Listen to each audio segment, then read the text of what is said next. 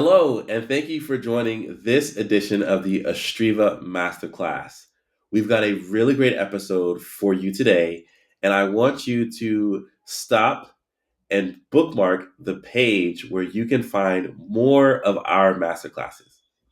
This episode, we are talking about global recruitment and cross border challenges, something that is incredibly timely in our modern society.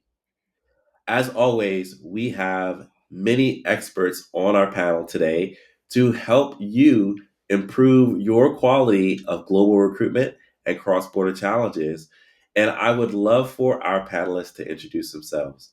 We have Anna, Puja, and Motion here today. And without further ado, I'd like for them to tell us who you are, your title and company, and a fun fact about yourself that we wouldn't know about you with if we were looking at your LinkedIn profile. So in that order, Anna, Puja, Motion. Welcome and introduce yourselves. Thank you so much. I am extremely excited to be here on this panel. Um, Anna Tavis here. I am the Department Chair for Human Capital Management Programs at New York University, based in New York City. And I'm responsible for a whole variety of HR programs with a specific focus on technology, analytics, and global. Fun fact about myself, I am a chronic yoga practitioner. I've been practicing yoga for over 30 years and make my annual trips to India every year. So some of my fellow panelists may be familiar with the culture. So that's just a very important part of my life as well. So thank you for inviting me. Welcome, Anna. Do you prefer Anna or Doctor? Anna is All my right, welcome, Anna. Puja, please introduce yourself. Thank you. Hi, Joey, and everyone. Thanks so much for having me today at your panel. It is extremely honorable for me to speak here with the rest of the folks. And I'm Puja Sharma. I head the HR, operations, and recruiting for the US office of Flipkart. Flipkart is a Walmart-owned company headquartered in Bangalore, India. It's one of the largest e-commerce company in India, and in the US we have the Research and Development Center, and I have a multifaceted role where I manage all of these three domains. Fun fact about me, which you will not see on LinkedIn, is I love dancing and I'm a really good Bollywood dancer. I love Bollywood music. I was born in India, and of course, my love for Bollywood music continues in my shows and my dancing. So that's something which I do for fun and kind of de-stresses me too. Awesome. We're so glad you're here, Puja. Thank you. Motion, thank you for joining us today. Please introduce Thank you, yourself. Joy. Thank you. And it was really great to hear Anna and Pooja. I'm the most youngest one, to be honest, on this particular panel. So yes, I've been in the industry for 9 years, and I have done the entire experience of mine in global recruitment. Um, Particularly, I work as a manager with Vodafone Intelligence Solutions for their Pan India and Germany and Ireland based locations. Uh, Something about me that you cannot find on LinkedIn. Of course, I am a very good classical singer. All right. My friends do call me a bathroom singer, but I'm not really that. So, so I love singing a lot, and I do cooking on the weekends, and especially for my family and friends. So every weekend, everyone you'll see here at my place, and I'm the one who's cooking for them. Awesome. Motion, we're so glad you're here. Uh, Gotta hear that singing voice at some point. Maybe not on the show, but later on we'll have to ask for YouTube videos or something. Absolutely. Let's let's jump into our master class, our first question, and there will be 5 questions today. So looking forward to hearing your experience and your thoughts. The first question I want to ask is, how do you standardize recruitment considering diverse cultures and labor laws? Let's go in the same order of our introductions. Anna, Puja, Motion. Um, Personal experience with recruitment, I have a lot. I was the head of global talent for major Fortune 50 companies in my pre academic career. So I want to just make a couple of points about standardization. HR has been traditionally so focused on process, and I figured that this question, when the question is asked about standardizing recruitment, it really focuses again on the process. And I do not think that this is the right point of view. I think we need to be thinking about the equitable outcomes. And equitable outcomes and the impact on the business is what we need to be targeting.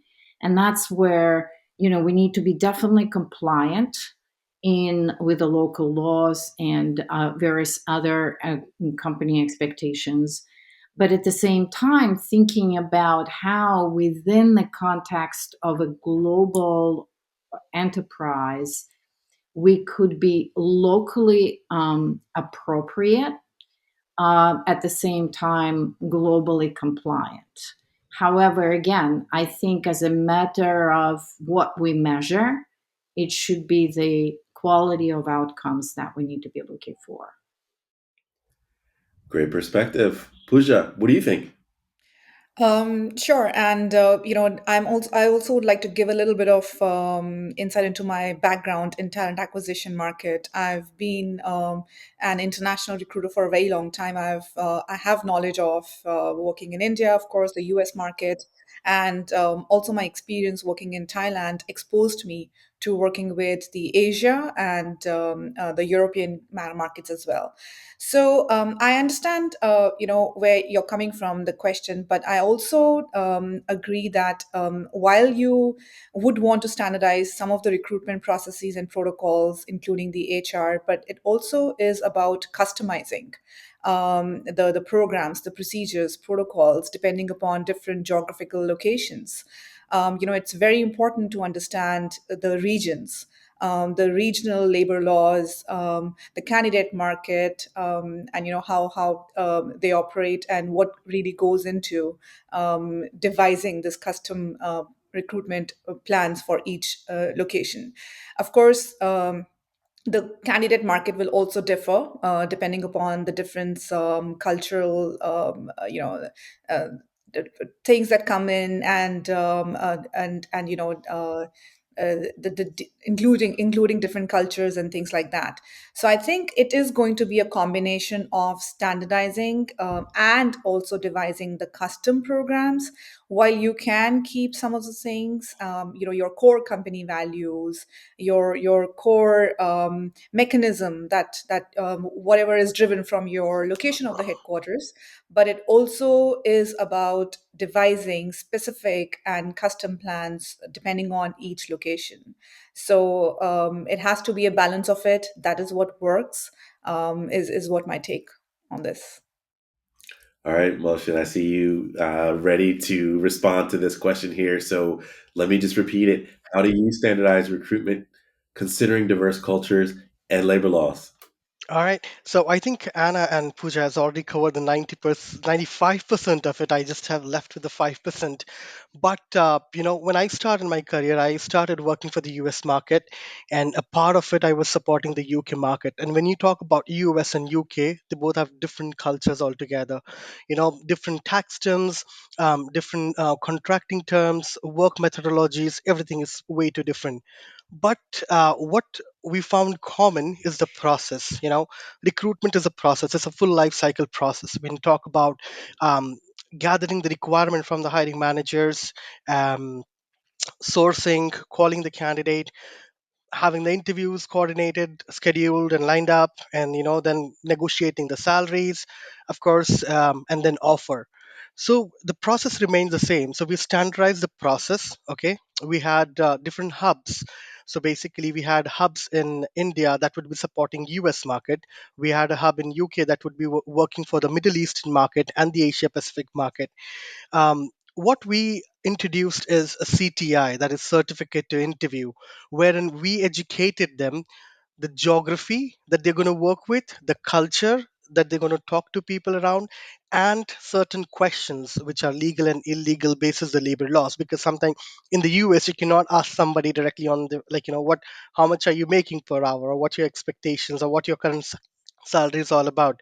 So we did have a standard process for a full life cycle recruitment, but for negotiations, offer discussions, and how do I say, in terms of managing the entire structure of how the labor laws work there in terms of the communication, the right way of communication, particularly because that was defined in the CTI programs covers the entire um, structure of having that standardized recruitment altogether. So of course this is how we actually worked around for the diverse cultures, and managing the entire recruitment process in a standard format. Oh, great, great. I'm going to jump into our next question. And Motion, you kind of answered this one with the reference of CTI and having some agile and adaptive practices while having the same values. So I'll pivot and share and ask Puja and Anna, how do you ensure that your recruiting teams worldwide share the same values and standards while remaining agile and adaptive? Puja, you first. Okay. So, as Mohsin said, the recruitment process globally follows certain steps, right? It starts from the sourcing, opening up a JD, and then pipelining candidates, and then, of course, interviewing and then offer extension and things like that. So, this is a very consensus process all around the world. However, the global recruiting teams who are spread out in different locations have to be agile and adaptive and also tolerant, right? Not every market behaves in the same way. There are different talent pockets around the world as well. So I think it is extremely important for the globally spread recruiting team to be more creative and think out of the box and kind of also devise the correct and relevant recruiting strategy plan from the get-go itself. It includes yes, you do have one JD that you work with, but maybe, perhaps you could be more creative and customize it again, depending upon each location. And how do you want to source candidates? The tools where you are publishing your JDs, where you're connecting with candidates, and the communication wise as well. So that's why I said, along with agile and adaptive, it's also important to be tolerant and creative. All right. And Anna, you are instructing and guiding the future generations of HR professionals through your experiences at NYU. What are you telling your students and what have you seen in practice? I'm glad that this question focuses on the teams themselves because I know that we are going to discuss technology and the role of technology. And again, we talk about the processes that usually are handed down to the teams.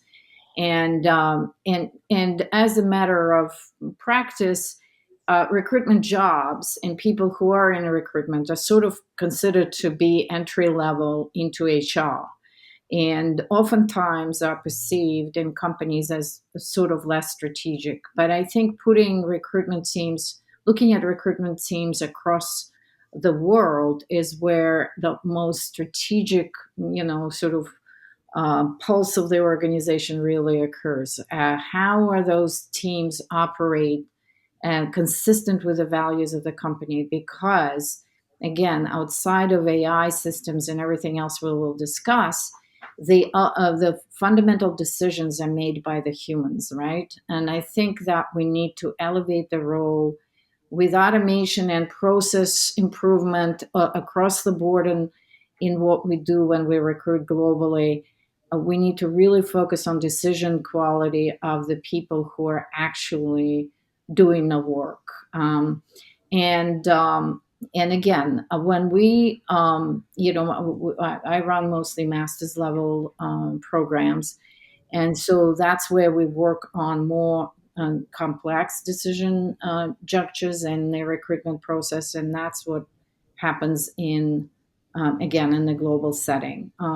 So, what I want to contribute to what my colleagues said here is the recruitment jobs are going to become more and more critical and pivotal in the decision process of who joins the company. And there's one thing here that I really want to highlight, and that's around the values.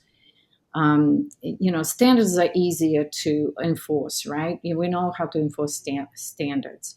But how about values, right? I think that is really, really critical, that the people who are bringing the next generation of leaders into the company, who are, you know, um, expanding the horizons for the business, etc., are the right values driven and make the right decision. For example, again, we'll talk about it when we talk about AI, is the biases, right? How do you train the generations of recruitment professionals away from the biases that have been handed down, again, from maybe some of those are baked into the process. We know that very well. So that's where I think that human and standard values and standardization are at the juncture right now where we need to be very much on the alert for those embedded biases and making the right decisions, values driven decisions in recruitment. And I love that perspective, keeping the values at the forefront. And you alluded to our conversation on technology, which is where I want to take this conversation next. I'll start with you, Motion, and then Puja, and then Dr. Anna. What roles do emerging technologies such as AI and predictive analytics play in modernizing and optimizing your international recruitment processes? How are you using those tools? Great. I think so. I'll start with a few of the implementations that we did now. We implemented an AI for interview schedulings, wherein it just schedules interviews, just on a click, and not just with the recruiter. With one click, the recruiter could schedule it with candidate, with the hiring manager, all three of them all together, and the invite is out. um, that is one part of it. Second thing would be sourcing. The same model is actually helping us a lot in terms of sourcing. Uh, for analytics, we have a huge database. I think the organization have been in the existence for more than 20 years, and you can understand the data from 20 years till now. It's huge, right? So AI is actually helping us in terms of you know um, categorizing this particular data and helping us understand to take a valuable decision basis on not just in India but in UK and in Middle East or in Germany. It actually helps us, even if, like, sometimes I see recruiters are not technology driven. If I want to talk about when I used to start working, there was recruiters who were specialized to hire Java developers, right? There were special recruiters for hiring for testing, quality testing. But now recruiters are more of a talent advisors, right? If you ask them about anything related to your hiring, or what is your projected hiring, what is the market mapping that you're looking at, or how well can you find this particular skill set. So now recruiters are more of 360 rather than being more specialized, because AI has taken that over. You just put in few keywords and then AI give you the entire results. So recruiter has to be good in terms of the screening part of it. Of course, you have the markings from the AI, so you can just choose the top 5, top 10, which one you like, and then it helps you go across. So not just particular roles, I would say, but again, the entire technology hiring, non-technology, and especially the very niche functional hiring, I would say, because functional hiring is not that easy, and AI has made that easy for us. So this is would be this would be my thought in terms of how the AI actually emerging in terms of helping us to find the best part of it. All right. Wilson, you bring up points that echo Anna's sentiment about making sure that the humans that are decision makers are more trained and more skilled to use the technology but make good decisions. Pooja, what are your thoughts on this? How are you using technology, specifically AI, and predictive analytics in your international recruiting processes? So, Joey, I'm a firm believer of that innovation is a blessing more than a curse, and it really accelerates your learning experience and skills if you embrace it. Introduction of the AI tools, especially in the recruiting world, right, has helped the entire process move fast, remove the bias from the process, and get alignment from candidates, from recruiters, from the hiring managers as well. So most of the ATS these days support these many different AI tools. We have chatbots of all sorts who can help filter out the candidates based on the skill sets. There was I'll just share a small example of my work experience at Groupon, which was about 7 to 8 years ago. The unconscious bias was not really like a big known concept at that time. This is about 7 to 8 years ago, right? And I was in recruiting at Groupon, the entire recruiting department had to undergo the unconscious bias training. That was the first time I remember very vividly that I was introduced to this concept of unconscious bias. And there was an exercise that we had to do where we were given a stack of resumes where the names were striked off, right?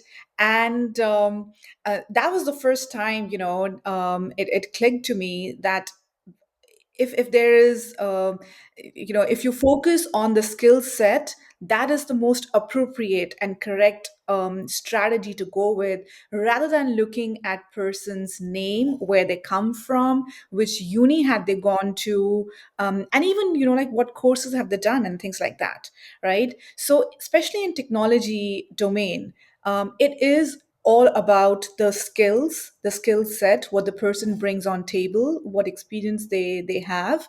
And I think using the AI tools have revolutionized this whole concept and brought this mindset shift change, especially in hiring managers. Recruiters are they are usually very up to date with the changing trends in the market. It's the hiring managers who are hard to be trained and informed.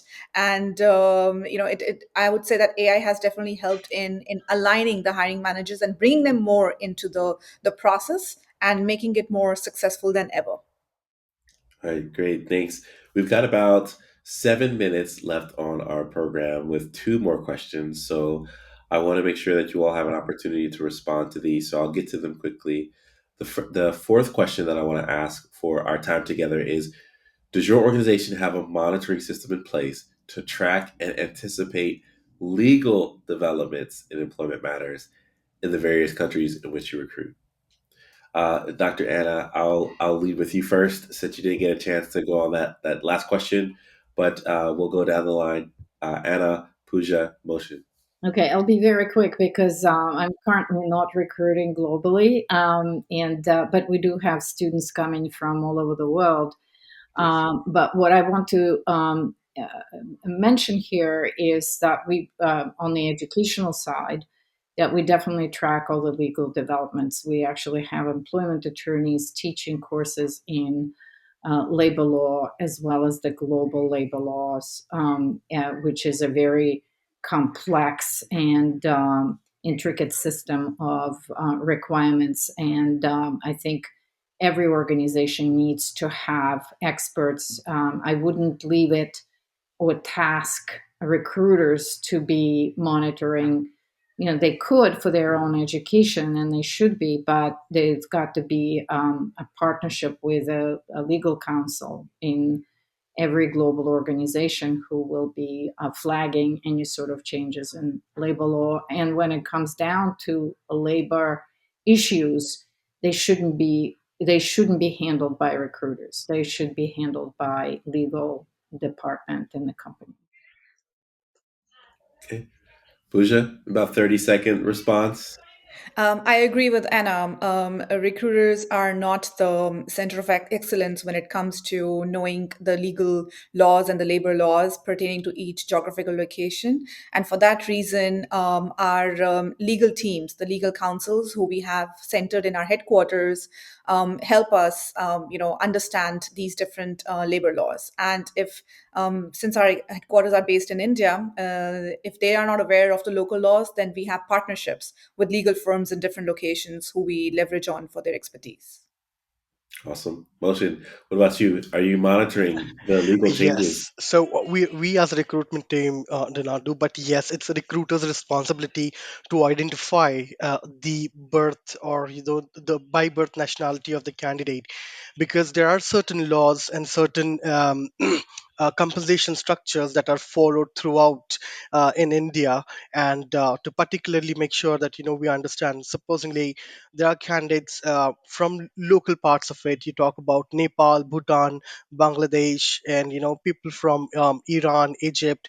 They do come here for studies and they get settled. So we have a separate team that is more of a compliance team that takes care of the entire legalization and the compensation structure for these particular candidates. Okay. So, Motion, I think you kind of answered this one. You said that you do have a dedicated department for international recruiting. So I'll ask the question, and maybe I'll start with Puja and then Dr. Anna, and Motion if you have any follow up thoughts. But do you have a team solely dedicated to international recruitment within your organization? Puja, please. No, we do not. Our recruitment teams are operating from our headquarters, and then we have these regional office where we'll have a SPOC assigned to manage the candidate interviewing and meeting and greeting them and things like that. But I believe with the global world, it can very easily be managed having globally spread recruiting teams and the tools. Everything is very virtual. That's what COVID has taught us, to work with the technology. And having said that, just having a SPOC in the regional location is what we work with, and it has been working wonderfully well for us. Okay. Dr. Anna, what are you seeing with your students and Um, what are you you know, sharing? I think in every case it will be a partnership of, at some point, and these are very complex decisions that every company needs to make. So to be fully compliant and legally, consistent, especially when it comes to work visas, and we do deal with it in the US, as you know, is a big issue. And a lot of our students receive student visas, and that do not translate. So when it comes to the compliance to the visa requirements and work permits and things like that, especially if you're bringing somebody from another nationality, it also affects their families oftentimes.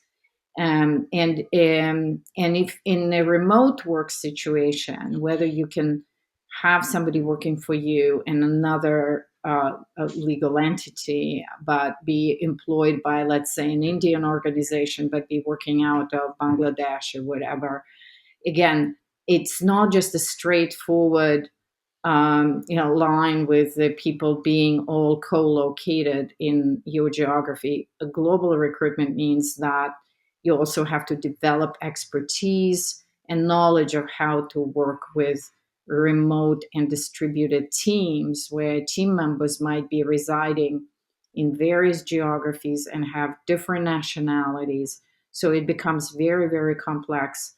And I totally support Pooja's point that the recruiters have to be skilled enough and informed enough to identify issues and bring them up to their respective specialists, but also know where they have to get out of the way and bring somebody else to help them. So that would be my recommendation. Okay, thank you so much. It sounds like the name of the game is collaboration and continual learning is what I gather from your thoughts today. How can our audience be in contact with you after this program if they want to learn more about your work and what you're doing in this field? How can people contact you? Maybe Anna, Puja, Motion in that order. I think LinkedIn is where all the HR people hang out. Honestly, so do reach out and connect, and that's where I do a lot of my learning from what people publish. Thank you very much. Plus one on Anna. Joey, perhaps you could share my LinkedIn profile with the audience along with the talk a link. And I do also want to mention that I have been a career coach, and off lately I've shifted into being a life coach as well. So I'm happy to really advise, guide, mentor folks. Just reach out to me, and I'll be happy to help. Excellent. Likewise, everyone can reach out to me on LinkedIn, definitely. And if there is any transformation required in the recruitment process, definitely it would be me who could help you. All right. Well, this has been a great show. Thank you, Anna, Puja, and Motion, for your masterful dissection of the topic global recruitment and cross border challenges. It's been an awesome perspective shifting conversation to hear from practitioners as well as seeing academia represented as well. So, for our audience, I hope you enjoyed this conversation and that you look back on our growing catalog of masterclasses. And until next time, have a great day.